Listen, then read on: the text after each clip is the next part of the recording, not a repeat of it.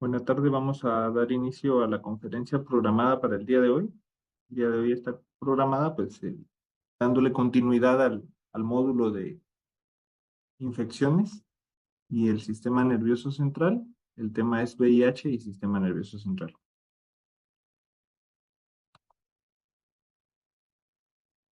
El continuum en el que está basada esta conferencia, pues, es las complicaciones neurológicas del virus de inmunodeficiencia humana.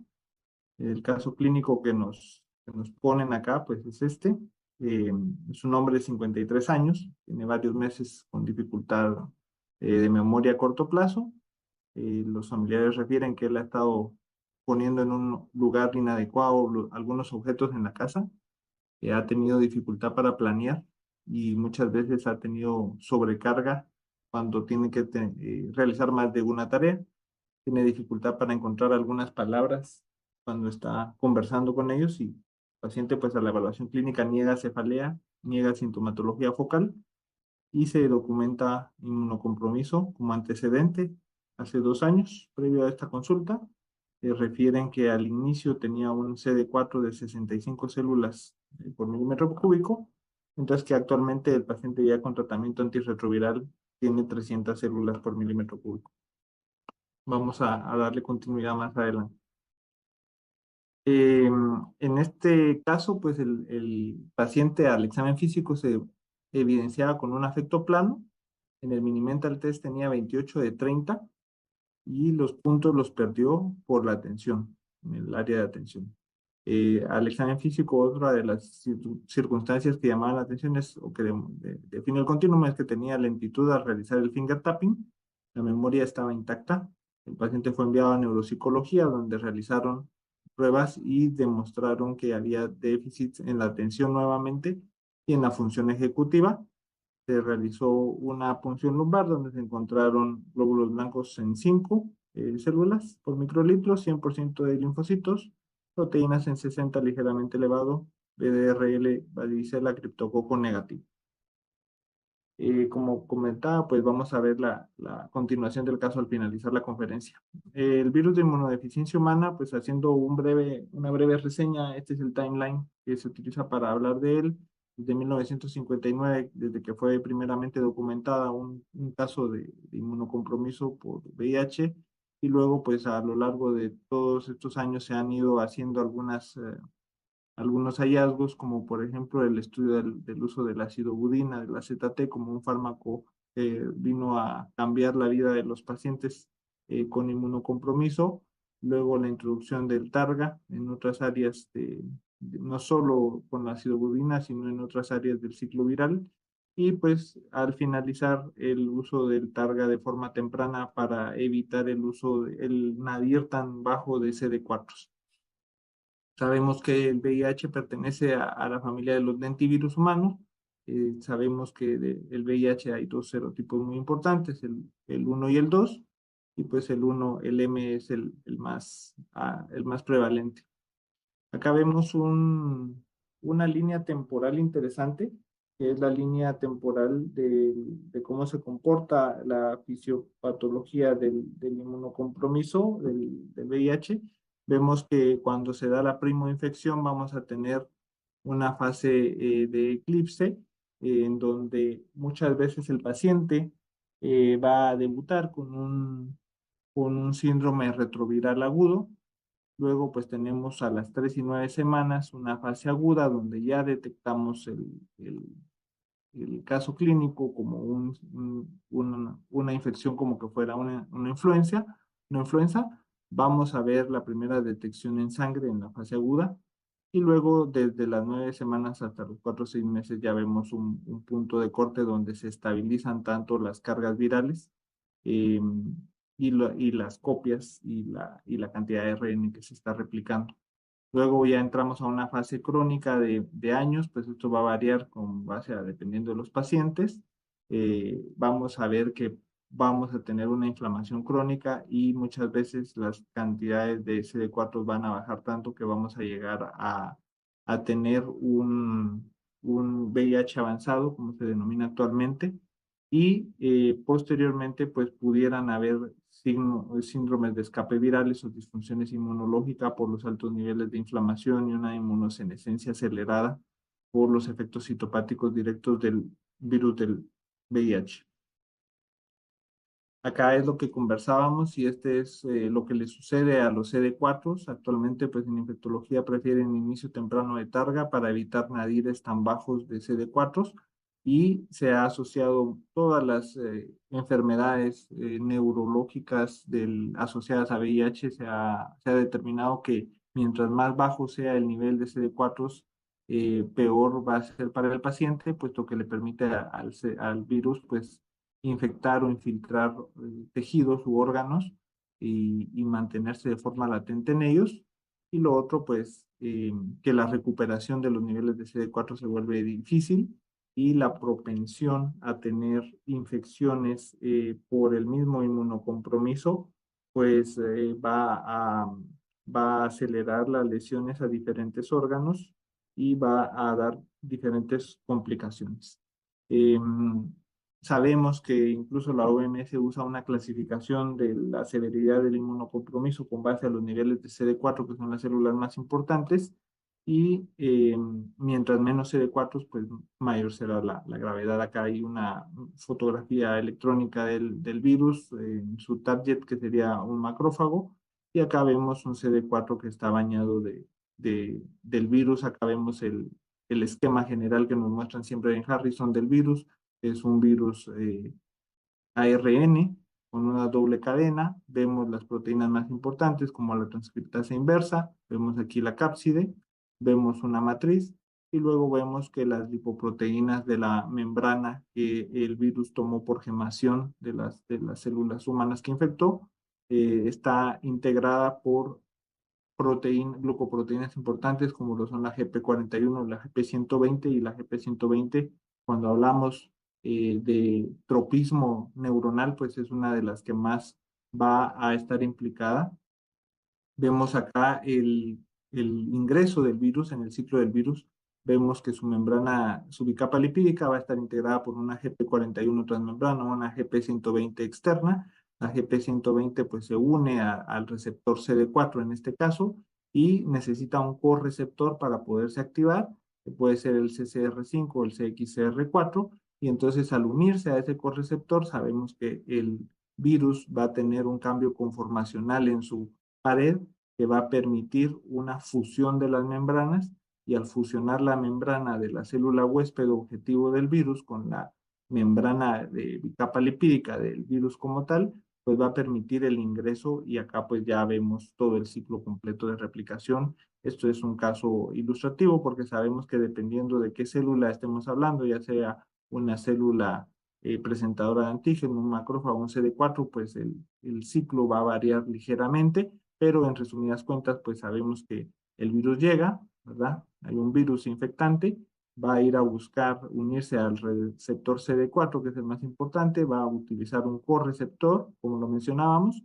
luego va a fusionarse y al fusionarse va a liberar su contenido, se va a descapsidar el contenido del material genético del virus y a nivel citoplasmático, pues se va a permitir que la transcriptasa inversa haga su trabajo, que es una proteína viral muy interesante que permite convertir el ARN en ADN, y luego por medio del transporte nuclear va a llegar a lo que es el núcleo celular de la célula huésped ya infectada, y por medio de la integrasa pues va a permitir integrarse, valga la redundancia, al ADN huésped, y entonces va a apropiarse o va a utilizar, incluso tiene algunos genes que permiten la aceleración de pasar de una fase quiescente de la célula a una fase de replicación para poder transcribir su material genético y luego exportar del núcleo su material genético al citoplasma, usar los ribosomas de la célula huésped para traducir sus proteínas básicas que ya mencionamos, y luego pues apropiarse de la membrana lipídica del huésped, y con esta membrana lipídica por gemación poder salir y utilizar la proteasa para poder madurar ese virus, y entonces ya al madurar el virus por gemación sale. La importancia de conocer el ciclo de replicación viral es porque sabemos cuáles son los targets, cuáles son los objetivos terapéuticos, y permitió que se pudieran diseñar fármacos específicos para poder atacar desde diferentes puntos de vista el virus y de esta forma evitar su replicación, que es lo más importante, como por ejemplo hay inhibidores del acoplamiento, hay inhibidores de los correceptores como el Maraviroc, hay inhibidores de la fusión que son interesantes. Luego tenemos los inhibidores de la transcriptasa reversa, que pueden ser los análogos de los nucleósidos o los no análogos. Y luego, pues, hay inhibidores de de la integrasa. Y por último, los inhibidores de la proteasa, que por lo general, pues, van a ser boosters o potenciadores de otros fármacos que permiten atacar al virus en la fase final. Este es el genoma básico del VIH que se conoce y que sabemos que tiene diferentes genes. Cada uno de ellos va a tener la capacidad de generar diferentes proteínas, incluyendo, por ejemplo, el gen GAG, el gen EMB, el gen POL, que son los más importantes cuando uno comienza a analizar el virus, pero es importante también recordar el gen NEF y el TAT, que son, como mencionábamos, aquellos genes específicos que en el caso de las células quiescentes permiten incrementar su regulación positiva y permiten que la célula huésped se replique y transcriba el virus. Otro gen interesante es el gen BIF, que permite inhibir lo que es el ApoB3, que va a ser una sustancia protectora de las células huéspedes que evitan la infección de virus. Entonces, vemos que es un material genético que adicional a las proteínas de estructura viral tiene genes que realizan proteínas importantes para el ciclo de replicación viral y aquellas células que no se quieren que no se quieren duplicar o que están quiescentes, pues van a ser inducidas por el virus. Entonces, es un material que ha permitido el estudio de este ADN, ha permitido conocer a profundidad y en detalle cada uno de los genes de las proteínas y las funciones y de esta forma diseñar tratamientos que permitan detener el avance del virus. Acá vemos nuevamente, pero asociado a las distintas pruebas que podemos realizar, la historia del virus en general en un paciente desde el día cero, las fases de eclipse donde no sabemos, el paciente no lo sabe, pero después de un tiempo, la fase aguda o hiperaguda donde vemos una infección como que fuera influenza y luego pues o un síndrome antirretroviral agudo y luego pues ya vemos esa elevación y ese pico tan alto de la carga viral, el descenso de los CD4, que si este nadir es muy bajo, pues se ha asociado a todas las complicaciones que vamos a ver más adelante. Entonces lo que se busca es detección temprana e inicio de targa de forma temprana para evitar que se depleten tanto los linfocitos. Vemos que a partir de las 6 semanas ya son detectables los anticuerpos anti-VIH y vemos que esa carga viral, por ser parte de la característica del virus, llega a reducirse no porque el cuerpo haya contenido la infección, sino porque el virus, después de haber tenido una carga tan explosiva, logra irse a sitios donde va a estar oculto y donde va a permitir la infección de otras células que van a ser caballos de Troya o que van a ser específicas y que van a permitir en algún punto, cuando el paciente hayan pasado años, disminuya su capacidad o tenga inmunosenescencia, pues en ese momento va a haber un booster de la carga viral, un descenso drástico de todos los linfocitos y vamos a llegar a un punto donde el paciente lastimosamente va a tener unas respuestas muy bajas como para poder defenderse no solo de la infección del VIH, sino de infecciones oportunistas.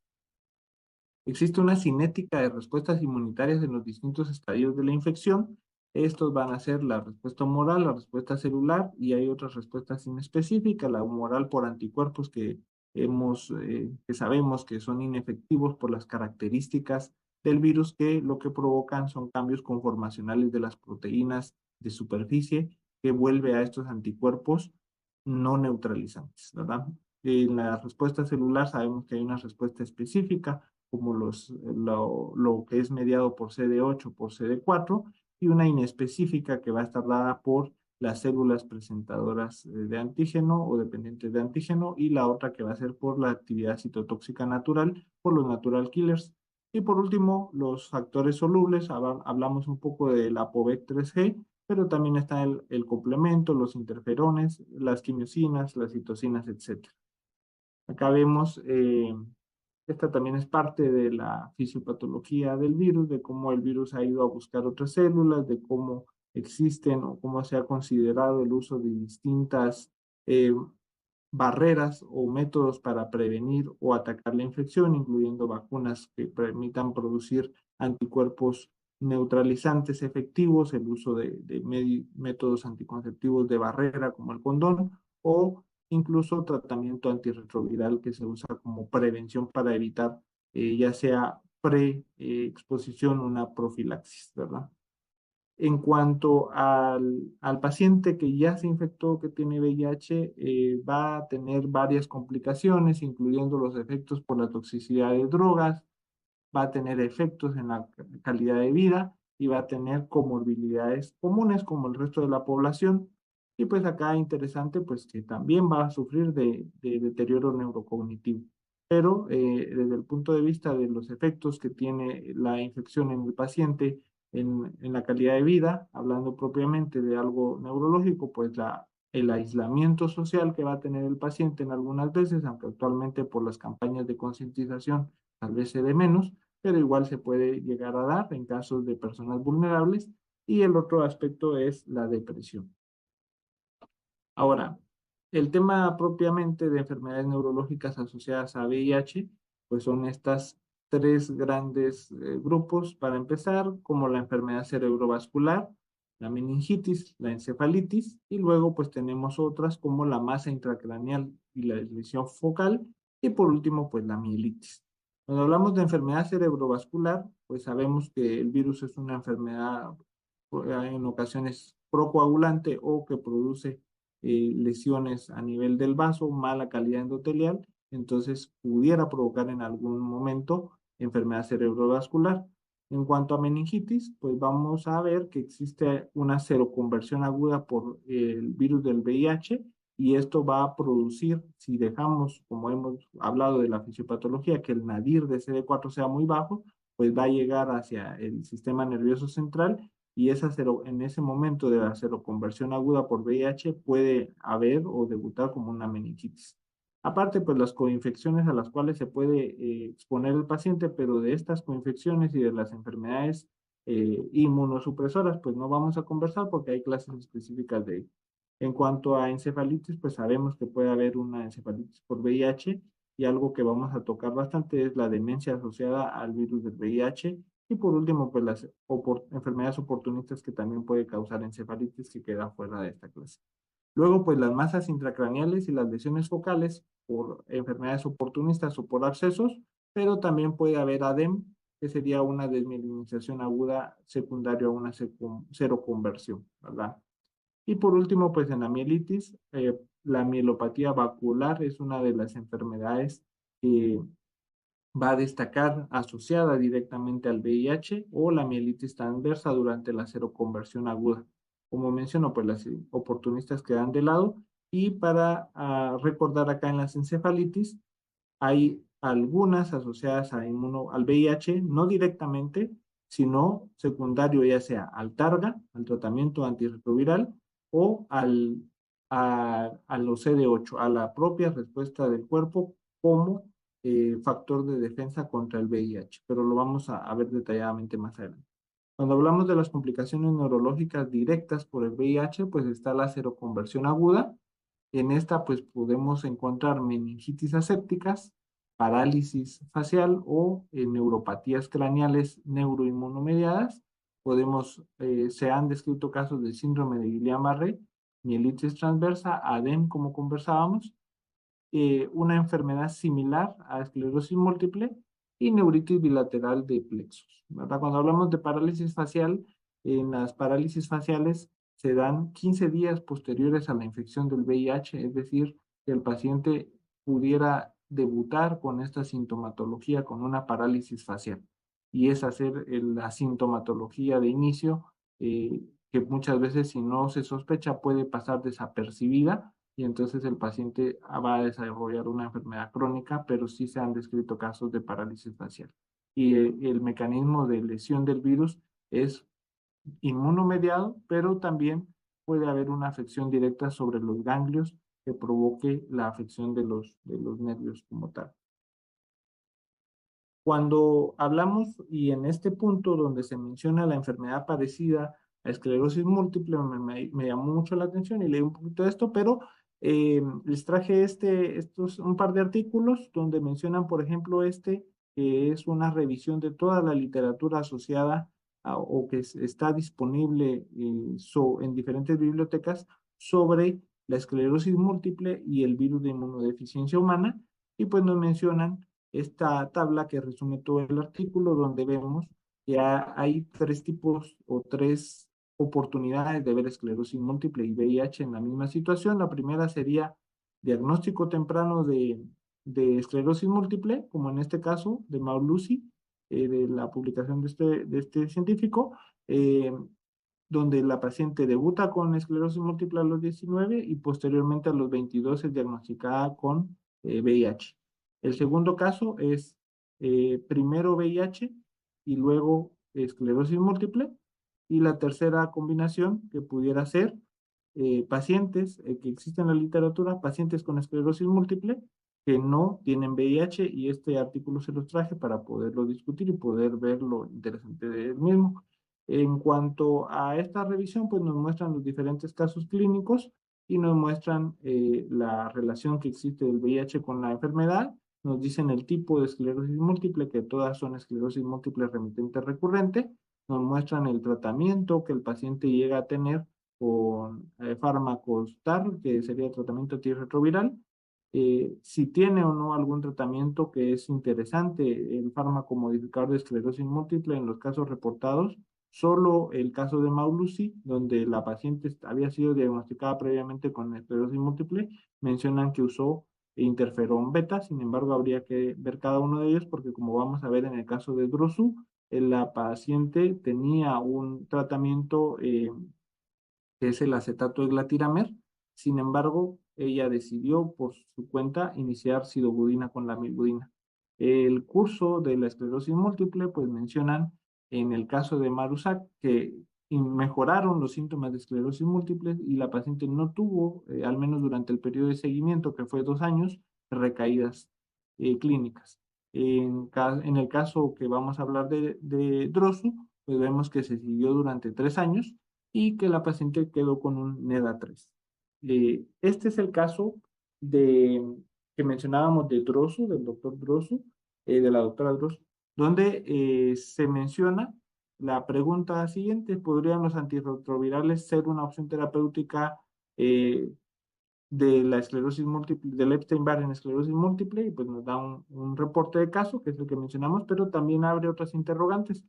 ¿Pudieran ser los antirretrovirales una diana terapéutica para esclerosis múltiple? Sí, no, y cuáles. En este caso, pues nos mencionan que es una paciente femenina de 25 años, que es estudiante, que debuta con incapacidad para sentir su pierna izquierda, ese es su motivo de consulta, asociado a fatiga severa, empeoramiento del dolor de la pierna bilateral, y eso se agrava al caminar.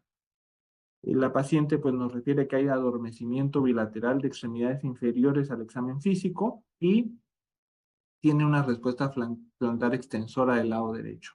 Cuando vemos las resonancias magnéticas cerebrales y de columna cervical y dorsal, vemos que hay lesiones de sustancia blanca que son periventriculares, que están señaladas con flechas celestes, y lesiones a nivel de la región cervical y dorsal. Estas lesiones realzaban con gadolinio en C4, y entonces recibió un ciclo con esteroides.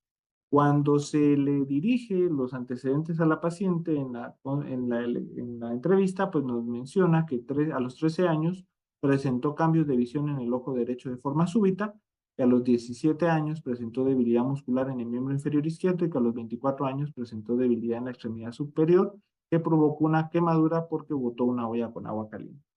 La paciente usó, como les mencionaba, acetato de glatiramer. Sin embargo, en septiembre del 2015 ya no lo estaba usando porque refiere que incrementó la sintomatología, incrementó la fatiga, dormía 16 horas al día y la paciente no se sentía repuesta. Entonces, decidió por su cuenta abandonar el fármaco de acetato de glatiramer y se pasó a convivir. Ella empezó a utilizarlo, sidobudina con lamivudina, y quedó con ese fármaco. El seguimiento en el año 2017 se realizaron los estudios.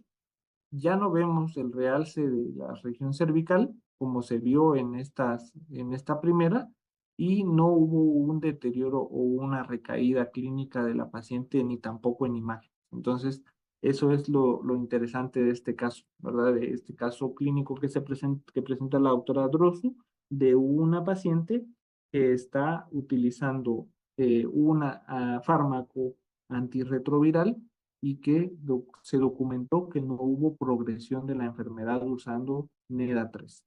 Ahora, existe un registro danés que es grande y que se utiliza para poder hacer su análisis, y el análisis de este estudio para VIH y población general demuestra que el VIH se da en 3.1 por 100,000 personas por año. Aquí interesante que el intervalo de confianza es algo amplio. Entonces también esto estadísticamente, aunque sea un estudio observacional o retrospectivo, habría que revisar esto de la amplitud de ese intervalo. Luego, pues la población general, el VIH, el esclerosis múltiple se da en 10.4 por 100,000 personas. Y entonces eso le da un ratio de incidencia de 0.3, es decir, a favor del VIH. Quisiera decir que hay algo en los pacientes con inmunocompromiso que los protege de desarrollar esclerosis múltiple, pero recordemos que correlación no es causalidad, es decir, vemos acá la imagen típica del gato sobre un techo que está doblado, y no porque el gato esté ahí va a decir que esa es la causa de que el techo se dobló, pero existe una correlación, ¿verdad? Ahí está el gato y ahí está el techo doblado, pudo haber sido otra la causa. Es similar a esto que estamos conversando para tener el criterio clínico y poderlo discutir adelante. Acá vemos, en cuanto a la segunda patología interesante, es una neuritis de plexo braquial. Este es un reporte de caso donde nos ilustran claramente que un paciente de 45 años que fue positivo después de haber tenido exposición de alto riesgo a inmunocompromiso, pues el debut fue con debilidad del brazo derecho eh, y dolor. El paciente pues llegó con el clínico, le diagnosticaron unas adenopatías, y asociado a eso, esto fue lo que encontró neurología, una escápula alada, debilidad plexobraquial. Entonces que se realizó unas velocidades de conducción y se llegó al diagnóstico de un Parsonage Turner como el diagnóstico de debut de este paciente con inmunocompromiso. Cuando hablamos de la seroconversión aguda, pues como mencionamos y hemos visto los casos, pues puede haber fiebre, puede haber rash. Al inicio las pruebas convencionales van a estar negativas y el paciente va a debutar después con un síndrome retroviral agudo, pero ya podemos agregar acá al debut, el diagnóstico, una neuropatía craneal múltiple, una mielitis transversa o, como vimos, un Parsonage Turner previamente. Cuando hablamos de los trastornos neurocognitivos asociados al virus de la inmunodeficiencia humana, nos exponemos a terminología que, por ejemplo, en español es una demencia asociada al VIH, como es DAO, pero, o deterioro neurológico asociado al VIH, que es DNAO, pero en inglés utilizan el acrónimo HAND, que sería mano, la traducción literal. Entonces, el HAND significaría HIV Associated Neurocognitive Disorder. Y entonces es lo mismo, solo que traducido se ve en el acrónimo más agradable a la vista. En cuanto al TNM, pues es un trastorno neurocognitivo menor. El DNA es un deterioro neurocognitivo asintomático. La mielitis vacular, MB, y la PSD va a ser una polineuropatía sensitiva distal asociada al VIH. Cuando hablamos de demencia, pues sabemos que el término demencia es un término sombría que va a tener a su resguardo una gran cantidad de diagnósticos y en otros pues podemos incluirlos el VIH, ¿verdad? Es un deterioro o una demencia que va a ser secundaria a una infección. Cuando se analiza el VIH, si es una demencia subcortical o cortical, pues nos va a dar datos de una demencia subcortical, sin afasia, con olvidos, dificultad para recordar material aprendido. En cuanto a la cognición moderadamente alterada, vemos que hay inhabilidad para solucionar problemas a causa de la lentitud y los olvidos y por pobreza en la estrategia y planificación. Y con esta palabra ya nos vamos recordando el primer caso clínico que se presentó. Los trastornos del movimiento son comunes en las demencias subcorticales y el prototipo de estas demencias es el Parkinson. Esto, pues, para tomarlo en cuenta, es una de las preguntas que se suele realizar. ¿Qué diferencias existen entre una demencia subcortical y una cortical? El deterioro cognitivo mayor lo han venido definiendo varios médicos, acá en 1883, en las que Cumming y Benson dieron esta definición de un síndrome de deterioro adquirido, progresivo de la función intelectual que va a afectar al menos 3 funciones, que van a ser memoria, atención, lenguaje, orientación, función ejecutiva, emoción y personalidad. Si se afectan 3, pues ya estábamos hablando de un deterioro cognitivo mayor. Sin embargo, el DSM-4 pues nos dice que es la pérdida de las habilidades intelectuales de magnitud suficiente para interferir con actividades sociales u ocupacionales. Va a ser caracterizado también por una pérdida de la memoria progresiva o por la pérdida de dos o más funciones como la alteración del pensamiento abstracto, la alteración del juicio, praxias, náuseas, afasias o afecciones visoconstructivas, cambios de personalidad y la ausencia, es importante que exista ausencia de un estado confusional para poder dar el diagnóstico. ¿Qué limitaciones tienen todas estas definiciones ¿Qué limitaciones tienen todas estas definiciones que hemos visto? Pues que es un carácter estático el concepto, que tenemos que esperar a que el paciente tenga afectada la memoria, la absoluta falta de acento en aspectos conductuales, la exclusión de los cuadros mixtos en los estudios y algo más importante son todos esos estadios preclínicos.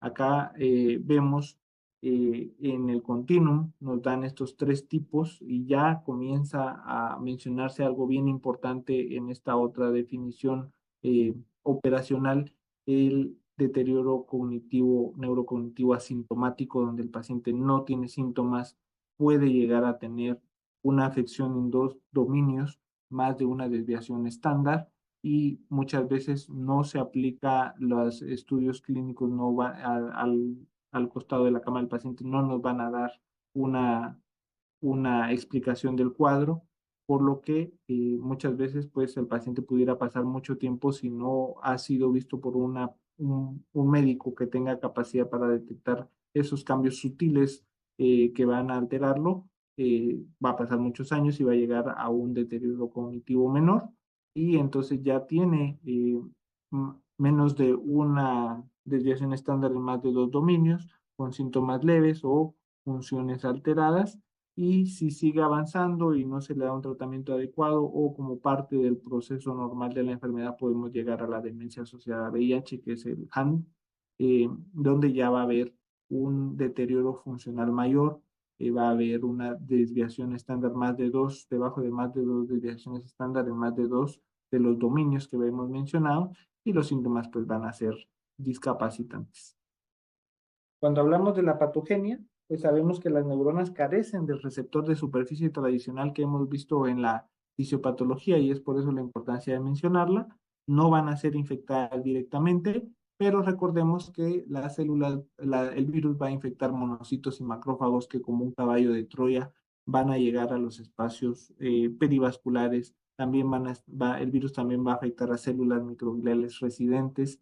La galactosilceramida va a ser esencial para que la GP120 del VIH se desarrolle y entonces en algunas ocasiones el cuerpo realiza anticuerpos contra galactosilceramida que inhiben la entrada del virus al sistema nervioso central, pero la entrada pasa no por la GP120, sino por aquellos macrófagos que, como comentábamos, infectados por el virus en un mecanismo de caballo de Troya, van a llegar hacia el endotelio encefálico. El GP120 va a aumentar la SICAM, la expresión de ICAM1 en células gliales, va a facilitar la entrada del virus, promoviendo la formación de sinsitios, y las cepas del virus, principalmente aquellas que tienen predilección por el correceptor CCR5, van a tener un acceso preferente o neurotrópico. Pueden haber cambios en la sustancia blanca y pérdida neuronal, secundario muchas veces a las neurotoxinas liberadas por los monocitos, pero también aparte de que los monocitos los dañan por las neurotoxinas, las neuronas pueden liberar o ser dañadas por NMDA. El factor de necrosis tumoral alfa, la interleucina 6, también son otras de las citocinas que están asociadas al daño neuronal. En cuanto a la patogenia, pues como en la población general hablábamos, los sujetos de mayor edad pueden estar más afectados. El alelo E4 de la polipoproteína E es un factor de riesgo genético. Va a estar propensos los pacientes a mayor riesgo de encefalitis y polineuropatías, y suelen estar asociados a anomalías neuropsiquiátricas que vamos a ver que mejoran cuando iniciamos el tratamiento antirretroviral. En el deterioro cognitivo, este es el esquema que nos ponen de cómo se ve el paso del tiempo en el ser humano y cómo pueden haber factores de riesgo que pueden ser de nivel A o B, que pueden ser modificables o no modificables, y que en algunas ocasiones pues, no se han investigado, y que todos ellos van a impactar directamente en la reserva cognitiva, y entonces pudieran predisponer que a forma temprana, antes de los 65 años, el paciente pudiera tener un deterioro cognitivo severo. Sabemos que a partir de los 65 años el declive de la función cognitiva pues es irremediable, pero si tenemos factores protectores, pues muchas veces no vamos a tener esa afección en nuestras funciones mentales superiores.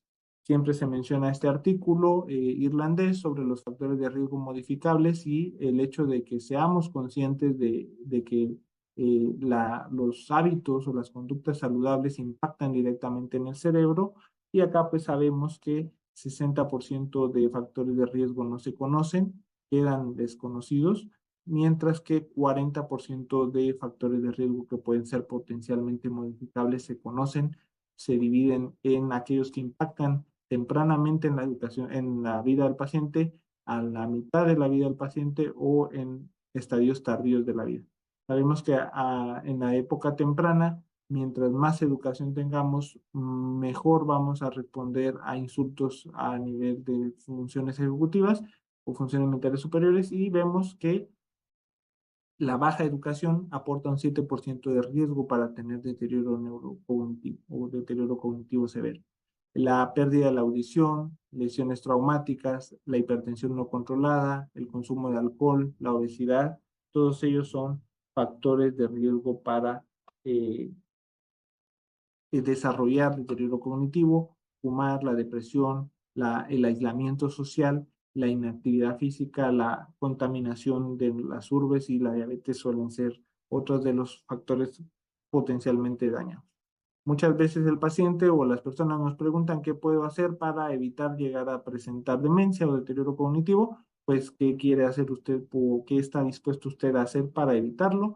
Tenemos que tener una dieta saludable y equilibrada, realizar ejercicios regularmente, mantener un peso saludable, controlar la presión y el colesterol, tener una vida social activa, estimular el cerebro, leer, escribir, realizar crucigramas, aprender cosas nuevas, un nuevo lenguaje, escuchar música, etcétera. El consumo moderado de alcohol, específicamente el vino, se ha asociado a disminución del riesgo. No consumir tabaco ni drogas.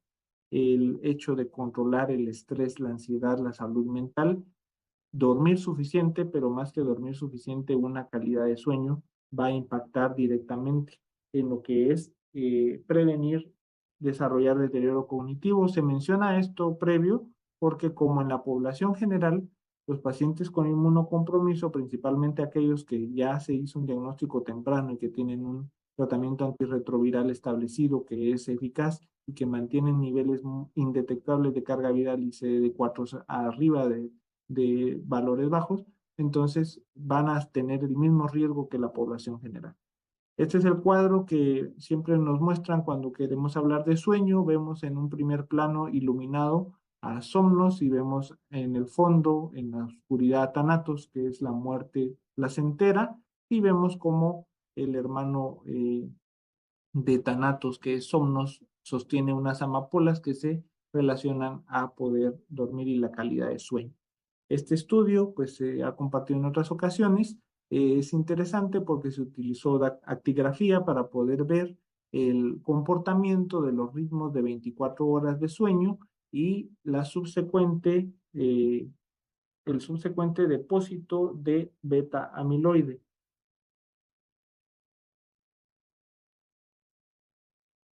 Acá vemos que en este estudio se publicó en un grupo de participantes, se hizo en el 2004 una actigrafía, se le dio seguimiento, se hicieron marcadores plasmáticos o biomarcadores para Alzheimer, se vuelve a hacer una actigrafía y luego, pues, años después, en el 2020, se realiza una PET scan. En total fueron 639 participantes con una PET scan y se llegó a incluir a 319 pacientes al finalizar en este estudio. Y hay 4 tipos, pero les puse los 2 más relevantes, eh, que vemos en el estadio A un ritmo no fragmentado y estable. Aquel paciente que en la actigrafía presentaba una buena ritmicidad y calidad de sueño, no solo es tiempo, sino es calidad y no fragmentación del sueño, con una arquitectura normal del mismo, presentaban menos niveles de beta-amiloide, mientras que acá vemos el peor episodio, o el peor panorama, que son aquellos pacientes que tenían un sueño fragmentado e inestable, y entonces al correlacionar de ambos estadios vemos que los que tenían un sueño inestable y fragmentado llegaban a tener un depósito mucho más alto de lo que sería el beta amiloide, y acá nos muestran que también se asocia la variabilidad a ser un portador de apolipoproteína E4. Entonces, no es solo tiempo, sino es calidad de sueño. Este otro estudio nos muestra cómo el sueño va a impactar, la duración del sueño va a impactar directamente en las funciones ejecutivas de los adultos. Vemos nuestras funciones ejecutivas en la vertical, en la horizontal si es corto, si es largo, si es óptimo. Lo ideal es que sea óptimo. Si se va hacia un lado, si es muy largo, si es muy corto el tiempo de sueño, nuestra calidad de sueño va a provocar que hayan cambios a nivel cerebral. Y esos cambios o mecanismos potenciales que se mencionan pueden llegar a ser desde una alteración del drenaje linfático, que va a retirar durante el bien dormir las toxinas producidas a nivel cerebral durante el día. Va a incrementarse el depósito de beta-amiloide, va a haber aumento de la hipoxia y de la inflamación, y va a haber una adelgazamiento cortical.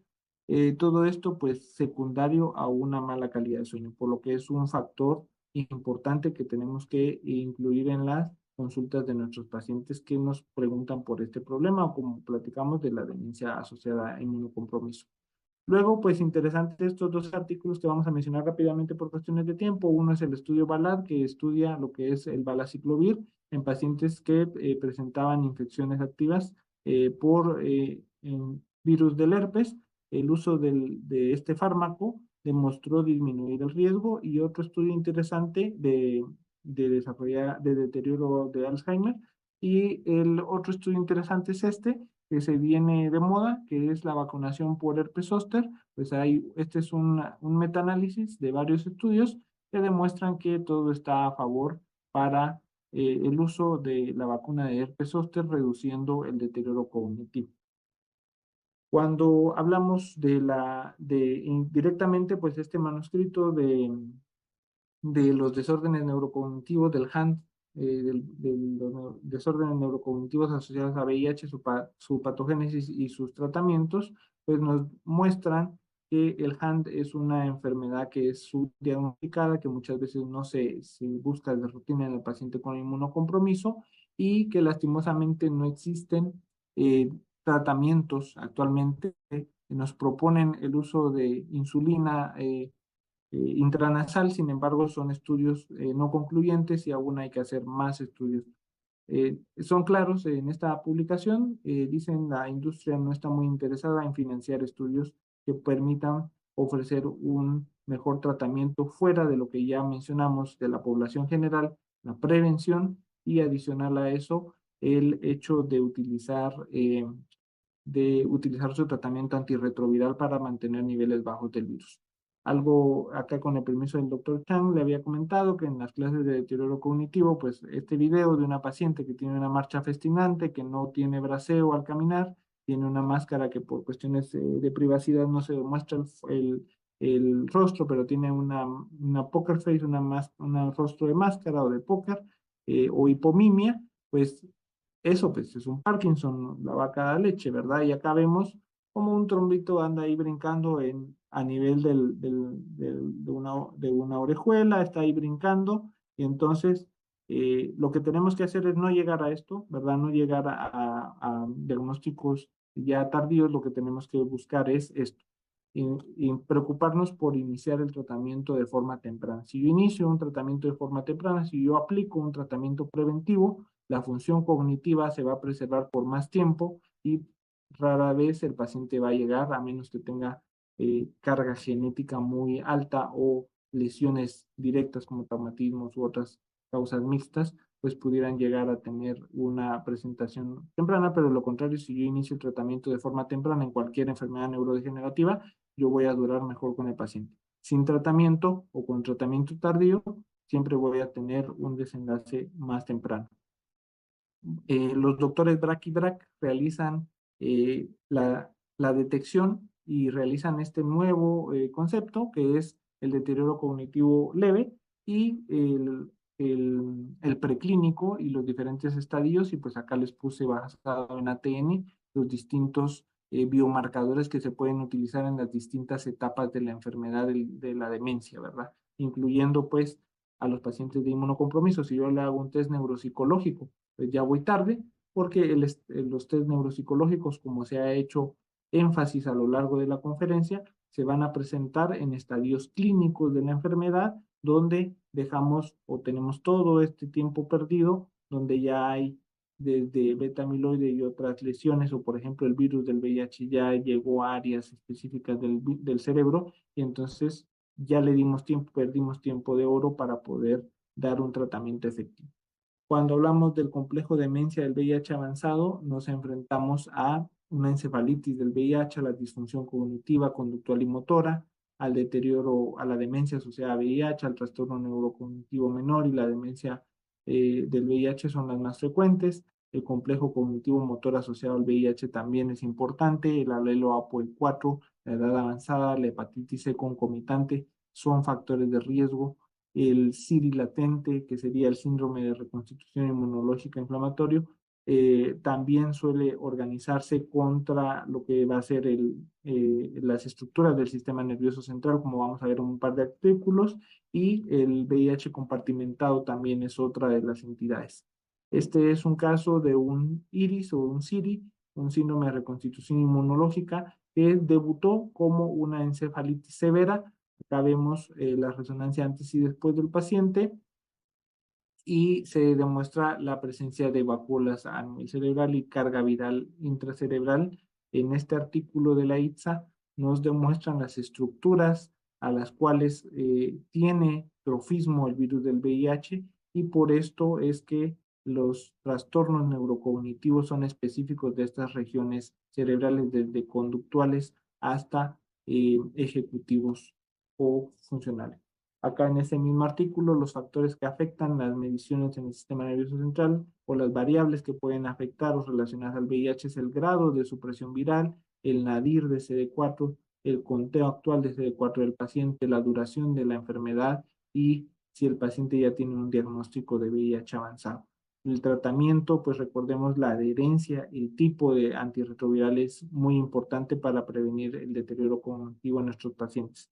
Cuando se estudia el deterioro cognitivo en pacientes con inmunocompromiso, nos damos cuenta que las actividades básicas de la vida diaria o instrumentales que reportan los pacientes es el cuidado domiciliar, el trabajo, la lavandería o lavar ropa, las finanzas, ir de compras, a tomar medicamentos o cocinar. Todas estas son actividades que más se afectan en el paciente con deterioro cognitivo e inmunocompromiso. Se presenta en 30% de las manifestaciones clínicas de los sujetos. Muchas veces la forma es presintomática, puede evolucionar porque muchas veces no se detecta hasta el deterioro neurocognitivo avanzado, y las formas sintomáticas es el trastorno neurocognitivo menor en un cuarto de personas seropositivas. Los síntomas precoces que nos tienen que hacer pensar que el paciente tiene esta enfermedad es la dificultad de la atención, de la concentración, de la función ejecutiva, el enlentecimiento cognitivo, los olvidos. Los compañeros del trabajo y la familia son los que nos lo cuentan. El paciente muchas veces no es consciente de que está olvidando cosas. Otra de las manifestaciones clínicas son los movimientos finos, están afectados de forma precoz, hay incoordinación de la marcha, puede haber parkinsonismo. Vimos que era una demencia subcortical, por lo tanto las anomalías motoras van a estar presentes y puede haber hiperreflexia y signo de Babinski presente. En cuanto a las pruebas del estado mental, como en la población en general, podemos usar el Mini Mental Test. Sin embargo, podemos hacer otras dirigidas hacia el paciente. Vamos a mencionar más adelante. En la fase final, el paciente va a estar en un estado casi vegetativo, con mutismo, con la mirada perdida y con incontinencia. En las pruebas neuropsicológicas que mencionaba, pues lo importante es diagnosticar, tratar y seguir al paciente. Vimos que en la historia del deterioro cognitivo, incluso asociado a VIH, las pruebas van muy tarde, pero de las que disponemos es del Mini Mental Test, del MoCA, y en 1995 Power diseñó una escala específica, pero les traje esta otra que podemos consultar en esta página, que es la escala para poder analizar directamente pacientes con deterioro cognitivo y VIH o demencia, o HAN, ¿verdad? Demencia en paciente con VIH.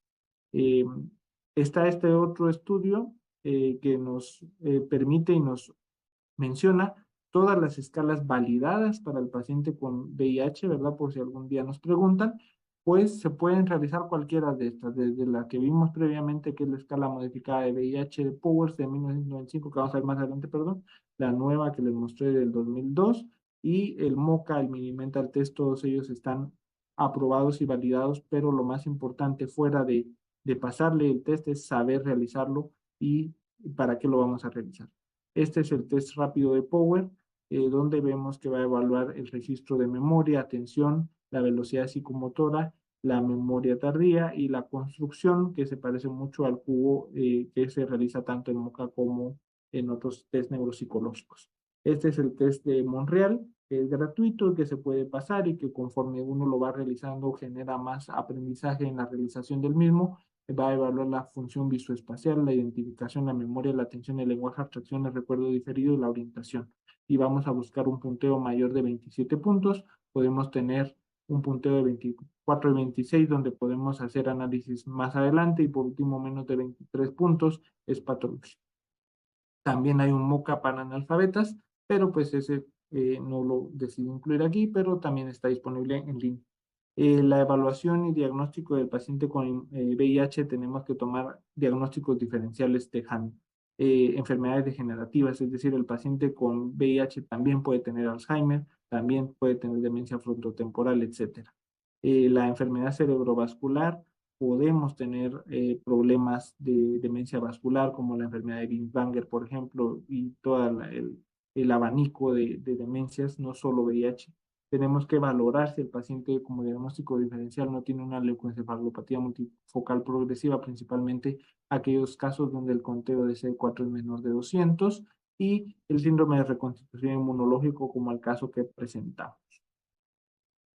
En cuanto al tratamiento del deterioro neurocognitivo, recordemos que hay complicaciones incluso por fármacos antirretrovirales, incluyendo los no análogos de los nucleósidos como la didanosina, la salcitabina y la citabudina, que suelen provocar neuropatía periférica tóxica por toxicidad mitocondrial. pueden haber síndrome de debilidad neuromuscular en días o semanas, disfunción sensitivo-motora severa, elevación del lactato sérico, náusea, vómito, hepatomegalia, estatosis hepática, neuropatía sensitivo-motoras o miopatías. Los inhibidores de la proteasa son fármacos muy buenos y el efavirenz, entre sus efectos adversos, sabemos que existen las pesadillas, la psicosis y la ansiedad.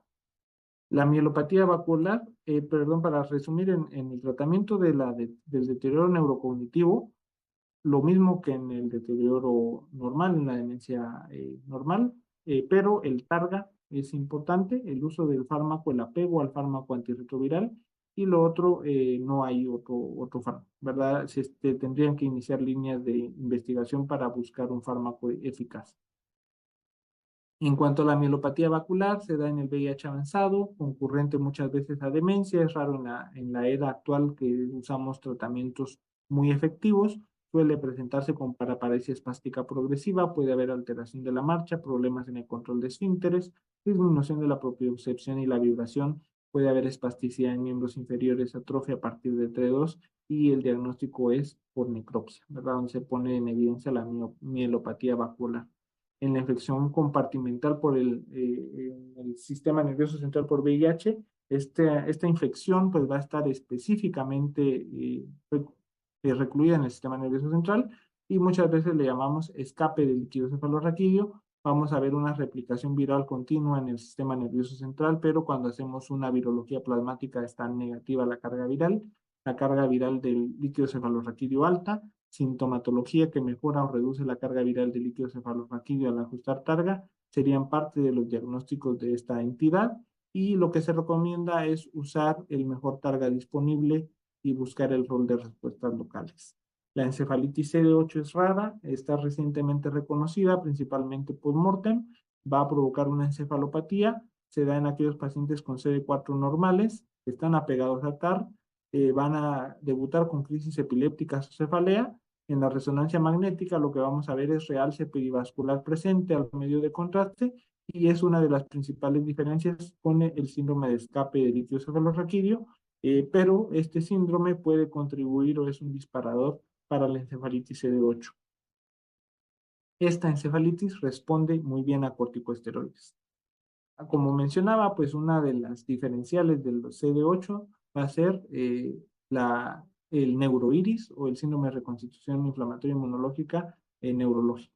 Entre ellas, las diferencias pueden ser los infiltrados CD8 y macrófagos CD68, que van a estar en ambos a nivel de los cortes histopatológicos, pero en el neuroiris tenemos una respuesta, se presentan las sintomatologías después de haber iniciado el tratamiento antirretroviral y va a tener realce al medio de contraste, mientras que en el CD8 el paciente con el tratamiento está estable y no existe ese realce.